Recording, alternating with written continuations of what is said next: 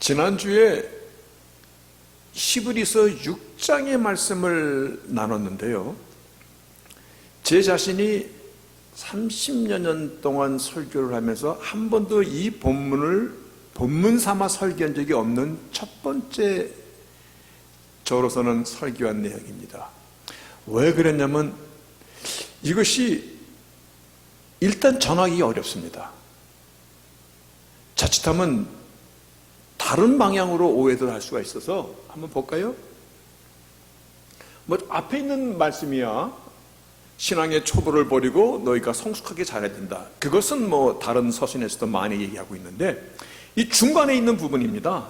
한번 비춤을 얻고 하늘의 은사를 맛보고 성령에 참여한 바 되고 하나님의 선한 말씀과 내세의 능력을 맛보고 타락한 자들은 다시 새롭게 회개할 수 없나니 이는 자기가 하나님의 아들을 현저히 욕을 보임이라.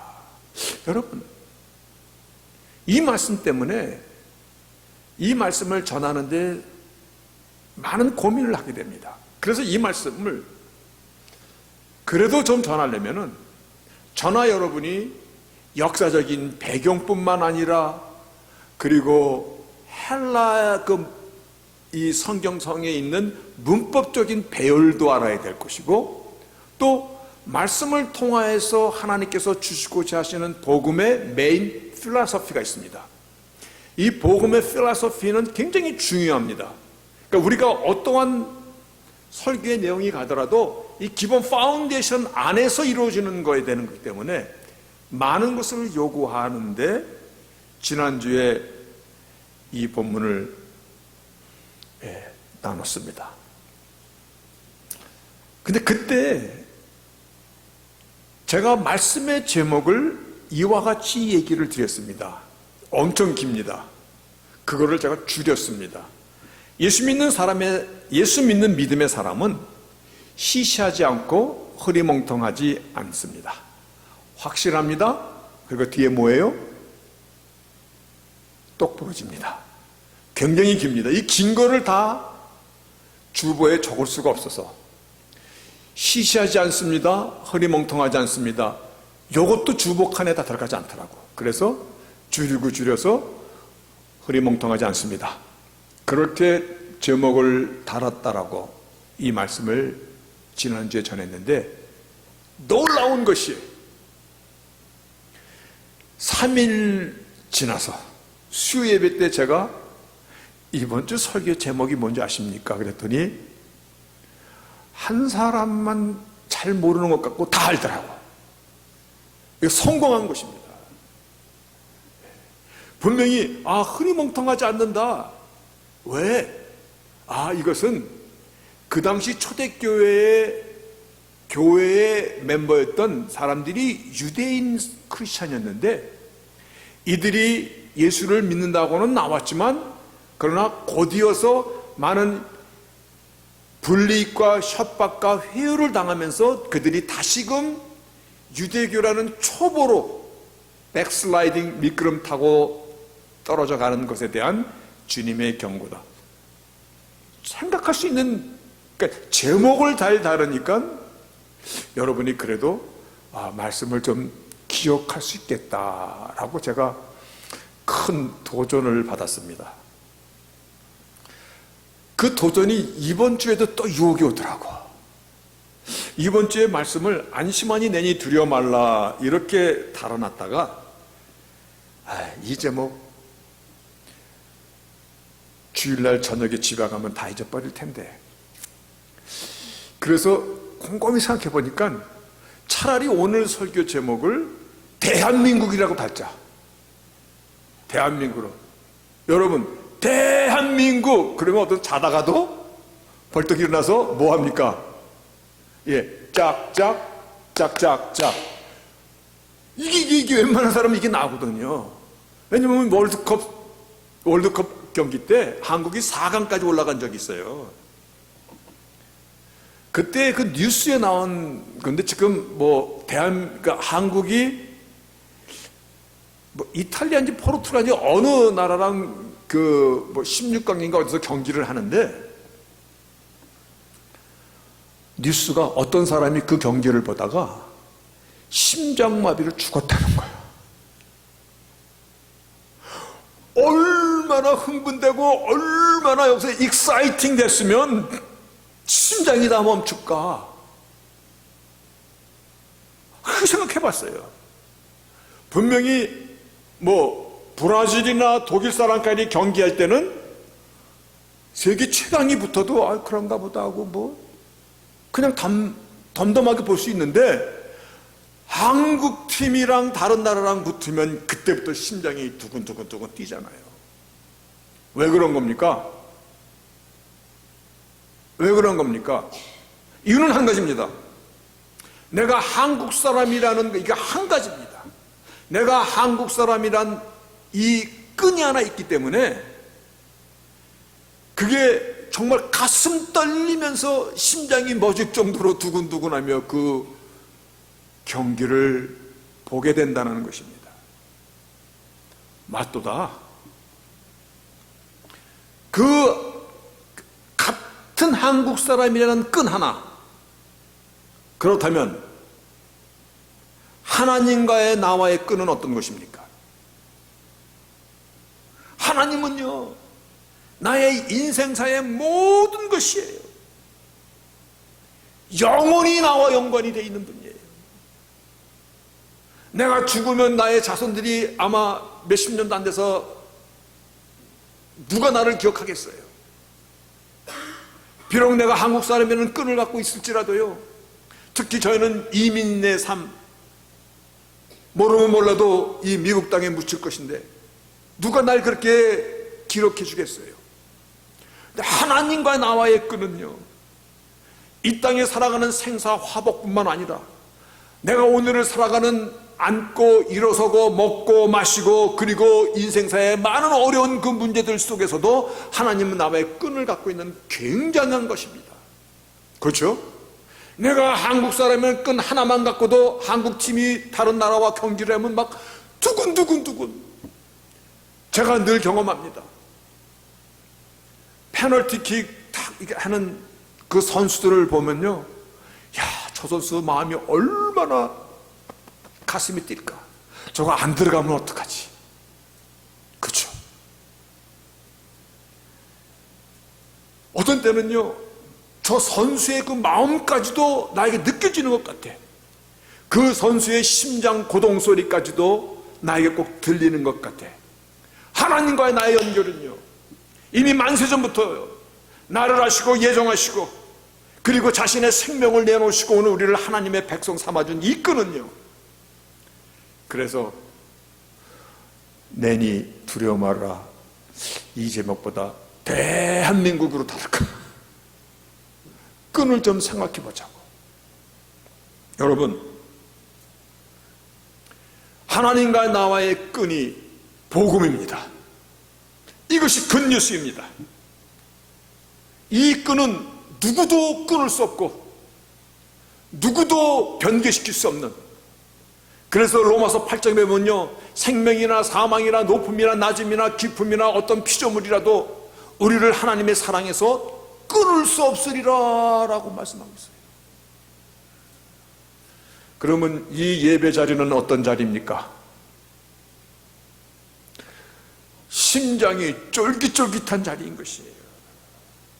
하나님과의 끈이 오늘도 연결되어서 오늘도 그분을 찬양하며 오늘도 그분의 이름을 높이며 기도하는 그 구절 하나하나가 얼마나 가슴을 때리는 말씀인지, 우리가 부르는 이 찬양의 이 한 소절 한 소절이 얼마나 우리의 심령을 파고 들어오는 말씀인지, 설교 시간, 하나님의 말씀을, 하나님의 대언을 듣는 시간, 이 시간이 가슴이 막 멈출 정도로 기쁨이 찾아오는 시간이 되어야 되는 것이 마땅한 것입니다. 믿으십니까? 당연한 것입니다. 내가 한국 사람이라는 이유 하나만 갖고도 한국 선수가 뛰는 것을 보면 가슴이 막 뛰는데, 어떤 사람은 심장이 멈춰서 죽기까지 했다는데, 하나님과의 우리의 끈은요, 영원한 이 끈은요, 그래서 오늘 이 예배 자리는 가슴 떨리는 자리입니다. 온 마음과 온 정성으로 하나님의 영광과 하나님이 주시는 기쁨으로 나의 가슴의 심령 속에 가득 채우는 그와 같은 축복의 자리에 저와 여러분이 서 있음을 주의 이름으로 먼저 믿으시기를 축복합니다. 오늘 말씀은 주께서 물 위를 걸어가신 그 사건입니다. 그런데 이 사건을 마태복음, 마가복음, 요한복음에 기록하고 있습니다. 그래서 이 사건을 조명한 마태, 마가, 요한복음을 이렇게 종합해 보면 조금 더 이 사건을 클리어하게 볼 수가 있습니다. 첫째는 물 위를 걸어가신 이 거리가 마태복음에서 10여리 떨어졌다 이렇게 나옵니다. 10여리. 그러면 10리는 4km입니다. 그렇죠? 맞습니까? 다들 잊어버리셨네. 10리가 4km 맞습니까? 감사합니다. 대답해 주시는 분이 계셔서 혹시 내가 잘못 알았나 하고 갑자기 순간 긴장했습니다. 영어 성경에는 3 and 3.5 mile, 그러니까 3마일에서 3.5마일, 그러니까 한 5, 6km 그렇게 물 위를 걸어가신 겁니다. 그런데요, 제자들이 얼마 동안 그 거리를 간 것이냐면, 왜냐면 제자들이 노배를 타고 져서 간 거니까. 요한복음에 보니까 when evening came, 즉 오후가 돼서 저녁쯤에 배를 타고 그 벳세다를 향해 갔다라는 것입니다. 즉 오후 6시경에 출발한 것입니다. 그런데 오늘 본문 48절에 이와 같이 말씀하고 있습니다. 바람이 거스림으로 제자들이 괴로이 노젓는 것을 보고 밤 4경쯤에, 이들이 얘기하는 밤 4경은 새벽 3시라는 얘기입니다. 그러니까 얼뜻 계산해도 전날 밤 오후 6시에 출발했는데 지금 새벽 3시라는 것은 9시간 동안 노를 짓고 죽을 고생을 하고 있다는 것입니다. 바람이 거스림으로, 그러니까 역풍을 맞이함으로 제자들이 괴로이 노를 짓는 것을 보시고 바다 위로 걸어오신 것입니다. 요만큼 걸어간 게 아니고 물 위를 얼마만큼? 약 3마일에서 3.5마일, 10여리, 약 5km 정도를 물 위를 쫙 걸어가신 것입니다. 그런데요, 예수님께서 이 땅에 계시면서 행하셨던 모든 사건이나 기적이나 누구의 만남이나 혹은 어떤 가르침은요, 하나님께서 우리에게 주시는 직접적인 메시지들입니다. 하나님께서 우리에게 주시는 계시의 말씀들인데, 오늘 성경이 이 사건을 통하여서 뭐라고 말씀하시냐면, 요한복음 보니까요 이렇게 기록해 있습니다. 다음 장이요. 주께서 배에 올라타시니 바람이 금방 그치더라. 주께서 배에 올라타시니, 오늘 본문 51절이네요. 배에 올라 저에게 가시니 바람이 그치는지라. 여기서 보면 He got into the boat. 배에 타시니 the wind stopped. 바람이 그치더라. 주님이 오시기 전까지 그렇게 바람이 괴로워서 아무리 노를 져도 나아가지 못하더니 주님이 그 배에 타시니 바람이 stopped. 그리고 이 사건에 대해서 요한복음 6장 21절은 바람이 그쳤을 뿐만 아니라 immediately, 즉시 the boat was the land to which they were going. 가고자 하는 목적지에 도착하더라. 즉 순풍의 돛담배처럼 즉시 쏜살같이 목적지까지 가더라는 것입니다. 우리는 이 사건을 통해서 하나님께서 우리에게 주시는 말씀이 무엇인가를 지금 나누고자 하는 것입니다. 조금 전에도 말씀드렸듯이 무리를 걸어가신 이 사건, 단순히 예수님께서 어떤 쇼로 보여주시고자 하시는 것이 아닌 것은 우리가 다 알고 있습니다. 분명히 이 사건을 통해서 하나님께서 우리에게 주시고자 하시는 말씀이 반드시 있을 것입니다. 그렇죠? 그러면 오늘 이 사건을 말씀하실 때에 본문 52절이 이와 같이 말씀을 한 구절 더 달고 있습니다. 뭐냐면, 이는 저희가 그 떡 되시던 일을 깨닫지 못하고 도리어 그 마음이 둔하여졌음이로라. 떡 되시던 것을 깨닫지 못하고. 오늘 무리를 걸어가신 이 사건 바로 위에 오병이어의 기적을 이렇게 마가복음은 함께 이렇게 연결시켜 놓고 있습니다. 그렇다면 무리를 걸어가신 사건과 오병이어의 기적은 같은 메시지를 주고 있다는 것입니다. 그렇죠? 이들이 무리로 걸어오신 주님을 보고 막 두려워 떨고 깜짝 놀더라. 아니, 간밤에, 아니 바로 어저께 오병이어의 기적, 즉 떡덩어리 조그만 거 5개와 물고기 2마리로 5,000명을 먹이는 그 현장을 봤던 사람들이잖아요. 그 일을 잊어버리더라. 다시 말하여 무리를 걸어가신 이 사건과 오병이어의 이 기적의 사건은 같은 메시지를 주는데, 첫째는 같은 메시지를 주는데 오병이어의 사건과 무리를 걸어가신 사건은 조금 다른 각도의 메시지를 주는 것이 한 가지가 더 있더라, 이 얘기입니다. 그럴 때 제가 오병이어의 기적 사건을 전하면서 이것은 복음의 practical nature입니다. 복음의 nature, 복음의 본질이지만은 이 본질이 되기 위해서는, 살아계신 하나님의 굿뉴스가 되기 위해서는 practical, 즉 우리의 삶의 실제성을 갖고 있어야 됩니다. 또 실제성뿐만 아니라 우리의 인생 여정에서 언제든지 얼마든지 적용되어지는, 그래서 여호와 일에 준비하신 하나님이심을 복음의 본질 속에 함께 있음을, 이것이 그래서 살아계신 하나님의 굿뉴스라고 저희가 그렇게 말씀을 나눴습니다. 그러면 오늘 다시 한번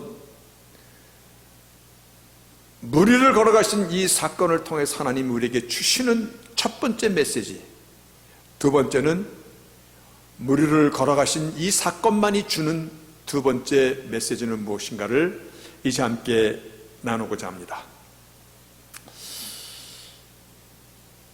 여러분, 하나님께서 이 땅에 우리와 같은 육신의 몸을 입고 오신 것입니다.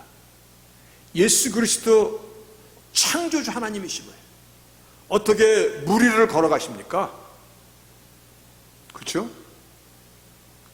물론 엉터리 같은 사람이 있었습니다. 지금 그 사람은 깜빵에 7년형을 받고 가 있는 사람이 있습니다. 한국의 만민중앙교회 이재록이라는 이 사기꾼이요, 예수님이 행하신 일을 자기도 다 해봤다. 병든 자도 고치고 귀신도 쫓았고 심지어 죽은 자도 살려봤다. 그자가 하는 말입니다. 어떻게 살아난지는 모르지만 하여간 그런 일이 있었다라고 얘기합니다. 그런데 뭐만 못했다? 무리로 걸어가는 것만 못해봤다. 그런데 그자 뒤에 하는 말이 참 재밌어. 현재까지 예수님이 하신 일은 다 해봤는데 무리로 걸어가는 것만 못 해봤다. 그러나 언젠가는 한강을 걸어서 걸어가는 날이 올 것이라고 믿습니다. 그러더라고요.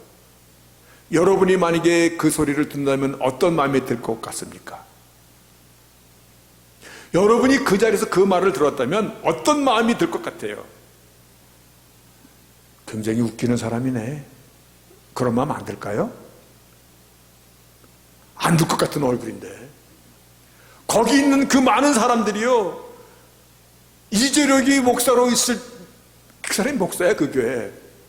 언젠가는 내가 한강을 걸어서 걸어가는 날이 있을 것입니다. 그랬더니 거기 있는 성도들이 박수를 치면서 아멘 아멘 하더라고. 아, 이게 무슨 이상한 현상이야? 이게 무슨 웃기는 얘기야. 우리는 예수님의 생애를 기록한 이 복음서에 나오는 사건들이요, 그래서 사인, 원더, 미러클, 이 기적의 사건들이요, 이 사건들에 대한 정의를 먼저 갖고 있어야 되는 것입니다. 그렇지 않으면 이와 같은 엉터리 얘기를 듣고도 박수를 치면서 좋아해. 그러니까 예수님께서 무리를 걸어가신 사건이나 오병이어 5,000명을 먹인 사건이나 그 외에 죽은 지 4일이나 된 나사로를 무덤에서 불러내신 그 사건이나 이미 죽어서 상려 나가는 나인성의 과부의 아들을 살려낸 사건이나 수많은 병자들을 살리신 이 사건이나 이 사건들이 주는 메인 메시지가 뭐냐는 것이잖아요. 우리도 그렇게 해라는 것입니까? 그러면 다 도사되는 것이지. 세상 말로 병들어 죽는 사람 한 사람도 없어야지. 그러면 이와 같은 사건들이 주는 의미가 뭐냐면 예수님이 누구에 대한 증거입니다. 이 땅에 나와 같이 보여주는 저분이 누구신가, 인간의 몸을 입고 오신 저분이 누구신가를 무엇으로 증거할 거야. 그래서 요한복음 14장에 이와 같이 말씀하고 있습니다. 요한복음 14장에 예수님께서 이제 곧 이 땅을 떠나시는 그 마지막 밤을 보내고 있을 때에 여러 가지 말로 제자들에게 얘기하실 때에 예수님께서 내가 곧 길이요 진리요 생명이니 나로 말미암고는 아무도 아버지께로 올 자가 없느니라 그랬더니, 여기서 보세요. 그런데 이제부터는 너희가 아버지를 보았고 또 나를 보았느니라. 그랬더니 빌립은 어떤 사람이에요? 오병이어의 기적 그 자리에서 이자들에게 먹을 것은 줘라 그랬더니, 선생님 200데나리온으로 떡을 사온데도 이들이 한 개라도 먹겠습니까? 그 기적의 자리에서 떡을 먹고 놀랬던 사람이야. 무리로 걸어오신 주님을 보고 깜짝 놀랬던 사람이야. 그런데 빌립이 다 좋은데 그래도 아버지 좀 보게 해주십시오. 그랬더니 주님께서 나를 본 자는 아버지를 보았거늘 어째요 아버지를 보여야 하느냐. 그리고 내가 아버지 안에 있고 아버지께서 내 안에 계심을 믿으라. 그렇지 못하겠거든 행하는 그 일을 인하여 내가 지금까지 행한 그 일, 많은 기적과 이사와 그러한 놀라운 일들, 그 일들이 나를 증거하는 것이로다. 지금까지 내가 너희들 앞에서 행한 많은 기적과 이사와 그러한 일들이 나를 증거하는 것이거늘 이 일들을 인하여서도 나를 믿으라는 것입니다. 이 일들은 곧 주님이 누구인가를 증명하는 사건이라는 것입니다. 오병이어의 기적의 자리에 빌립이 앉았던 사람입니다. 무리를 걸어오신 주님을 자기 눈으로 본 사람입니다. 그래서 요한복음 20장에 이와 같이 말씀하고 있습니다. 여러분, 요한복음의 이 증거는 굉장히 중요한 증거입니다.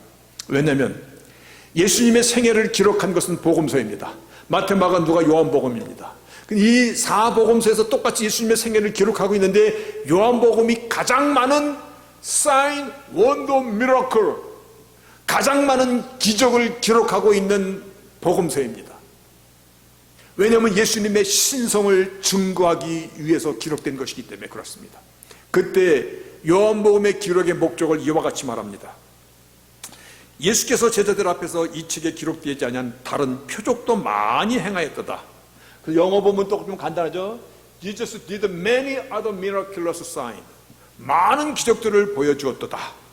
근데 이 기적들은 너희로 예수께서 하나님의 아들이심을 믿게 하려 함이로다. 그분이 성육신하셔서 그분이 그리스도 메시아 하나님이심을 보여주게 하기 위해서, 그래서 you may believe Jesus is the Christ, the Son of God. 믿음으로 말미암아 you may have a life in his name. 그의 이름으로 생명을 얻게 하고자 함이로다. 기적이나 이러한 것들은요, 오늘 무리를 걸어오신 이 사건은 언젠가 나도 하나님의 은혜가 되면은 하나님이 나를 사용하시면 나도 한강을 걸어갈 거야, 그게 목적이 아니라는 것입니다. 그게 목적이라면 저는 감기도 한번 기도로 못 떨어뜨려 봤는데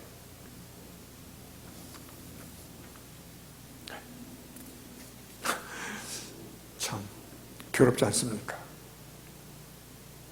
그게 목적이라면 우리 다 믿으면 이러한 증거가 나타나리라. 우리 다 믿는 사람입니까? 우리도 다 못하는데. 근데 그거를 특별히 한다고 나타나는 사람들이 있어요. 저는 그 한다고 나타나는 사람을 조심스럽게 봅니다. 정말 하는 사람이 있습니다. 하나님의 영광을 그때 그 자리 그 현장 때문에. 그렇지만 대개는 한다라고 나타나는 놈들입니다.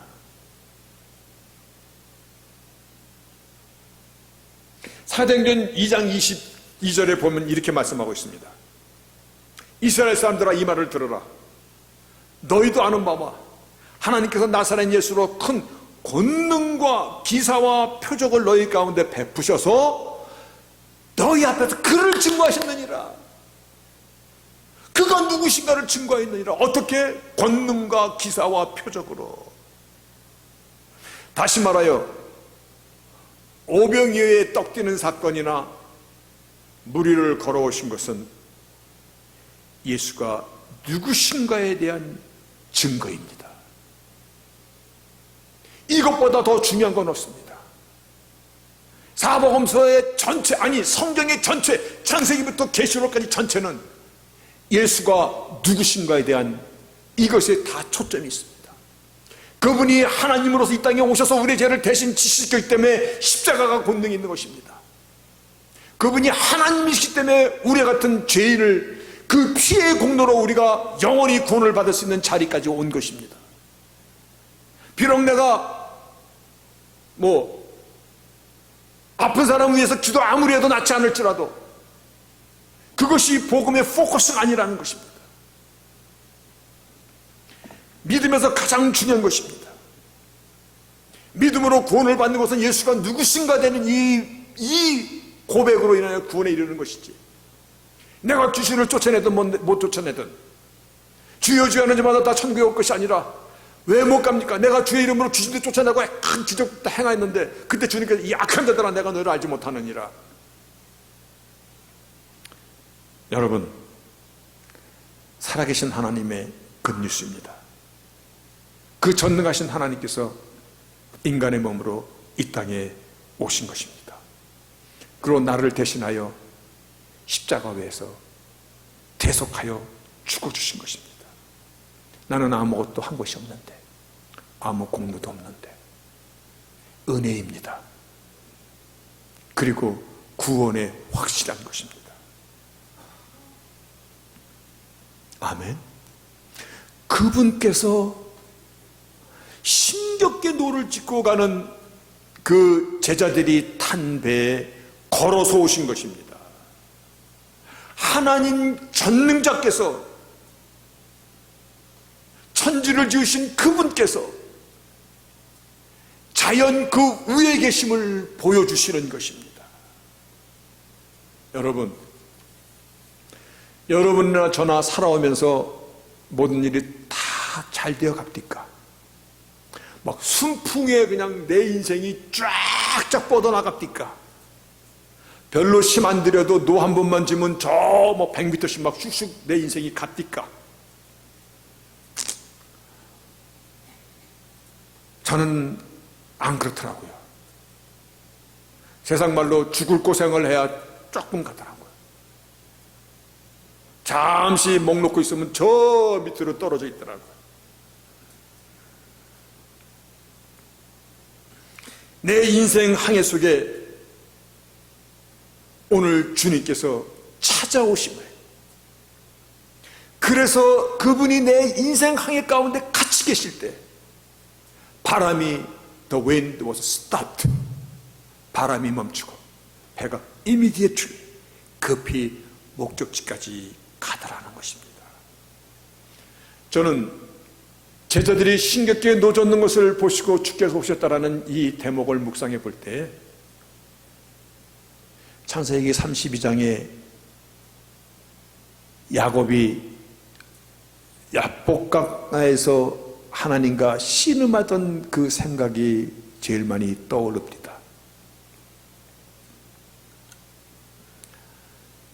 야곱의 인생 가운데서 제일 힘든 시간을 만났습니다. 그도 파란만장한 인생을 살았잖아요.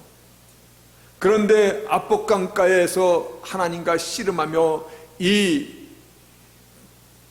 뼈가 여기에 있는 이 환도뼈가 이골될 때까지, 그래서 이스라엘 사람들이 이 동물을 잡으면 이 환도뼈는 먹지 않더라.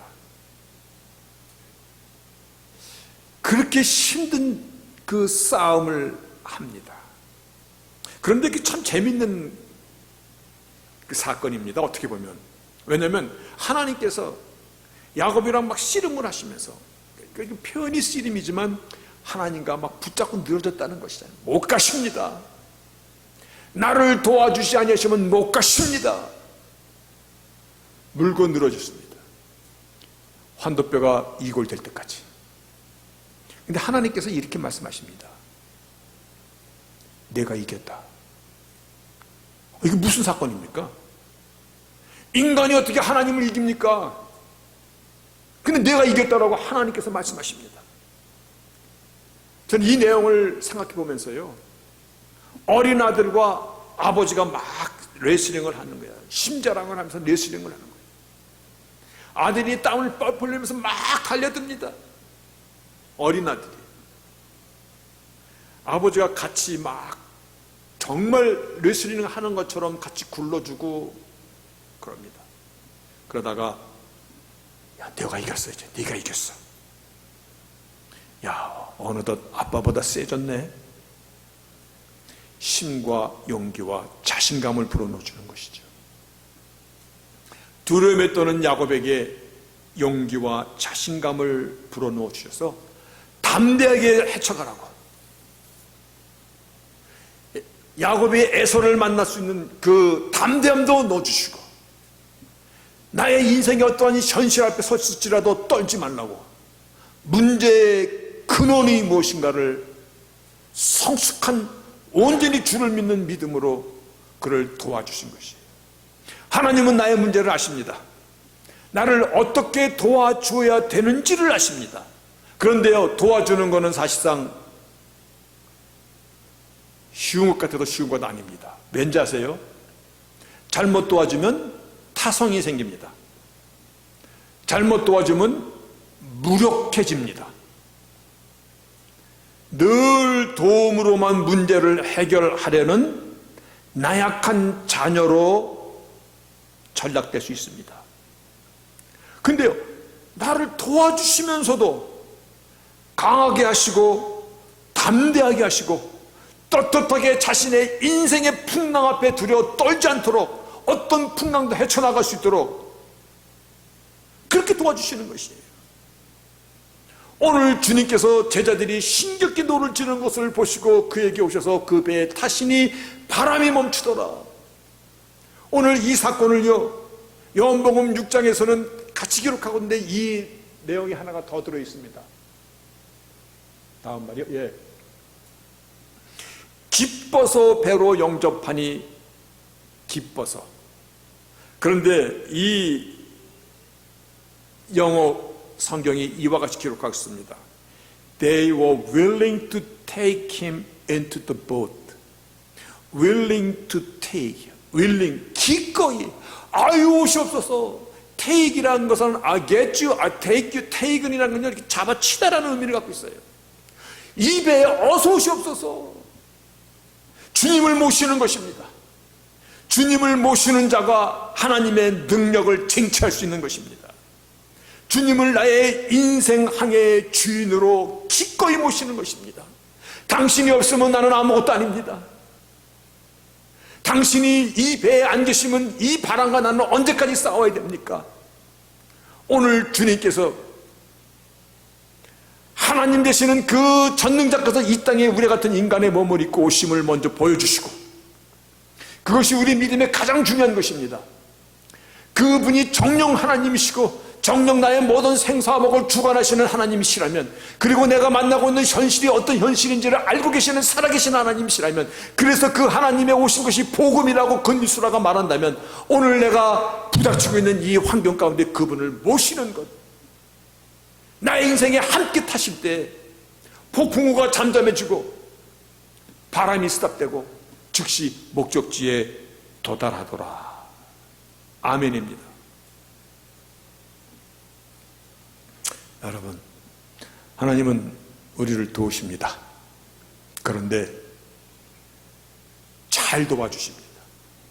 힘도 주시고 용기도 주시고, 실제적으로 나를 담대하고 내 인생의 어떠한 바람도 헤쳐나갈 수 있도록 그와 같이 나를 빚어가십니다. 여러분, 어떤 형편이나 상황이 우리 안에 있습니까? 조금 전에 야곱이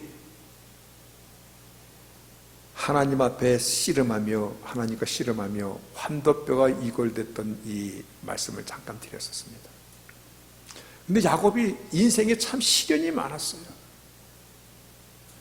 돌베개를 베고 자던 창세기 이 18장의 사건이에요. 그가 처음 인생의 된바람을 맞이하고 두려움에 떨뛰었습니다. 그때 하나님께서 나타나서 이와 같이 말씀하십니다. 내가 너와 함께 있어. 아멘입니다. 내가 어디로 가든지 너를 지키며 내가 내게 허락한 것을 다 이루기까지 너를 떠나지 아니하리라. 내가 너와 함께 있어. 하나님 약속입니다. 그렇죠? 제가 이 조그만 플래크 하나를 갖고 나왔습니다. 창세기 28장 15절의 말씀입니다. 여기 맨 밑에 1990년 8월 예루살렘 교회 성도 일동하고 쓴 겁니다. 이 교회가 어디 있었던 거냐면 버지니아에 있었던 겁니다.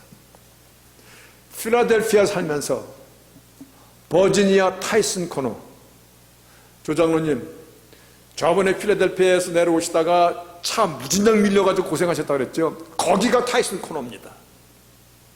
얼마나 멉니까? 필라에서 거기까지 175마일 175마일이에요. 그 교회를 제가 필라에서 다녔었습니다. 왕복 350마일.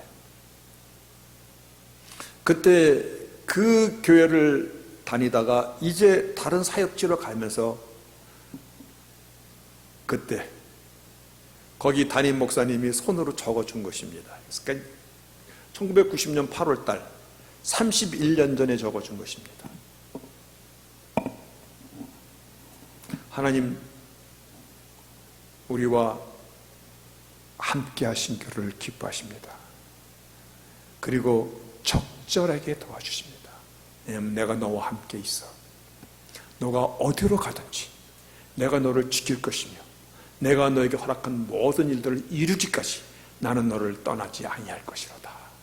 오늘 이 바람 속에서 신겹게 노를 짓던 이 제자들에게까지 찾아오신 주님, 그 주님이 배에 타시는 것을 willing to take him into the boat입니다. 어서 오십시오. 쟁취하는 자의 것입니다. 주님과 함께 가는 것입니다. 인생 여정 만만치 않습니다. 자, 그러면 다시 한번 묻겠습니다. 우리가 주님과 연결된 사람들 맞습니까? 네. 예배는 익사이팅한 것입니다. 예배 드릴 때마다 오늘 내가 하나님 앞에 나올 수 있는 것, 누가 하나님을 찬양합니까? 하나님의 자녀가 아니면 진실된 찬양이 안 나오는 거거든요. 누가 하나님과 기도로 교통할 수 있습니까? 하나님의 자녀가 아니면 진실된 그 커뮤니케이션이 될 수가 없잖아요. 하나님의 자녀가 오늘 이 시간에 여기 나와서 찬양하며 하나님 경배드리는 거거든요. 그래서 예배드릴 때마다 익사이팅! 아멘. 대한민국 하면 자다가도 내가 나의 주여라고 외칠 때마다 기쁨이 충만한, 그리고 하나님 오늘도 살아계시고 복음으로 우리에게 말씀하시는 하나님의 완전하신 가운데 힘을 내시는, 담대하시는 그와 같은 인생 여정을 싸울 수 있는 저희들이 되시기를 주의 이름으로 축복합니다. 아멘.